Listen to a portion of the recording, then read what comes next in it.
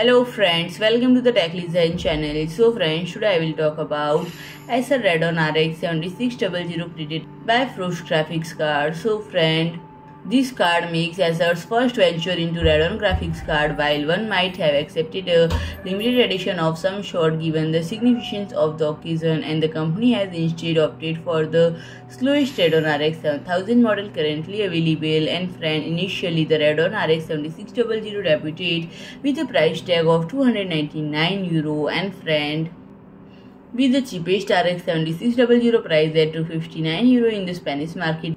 And friends, this is the 8GB model. Although it may not offer a best value, but it should still provide a 20 to 40% performance boost depending on the resolution.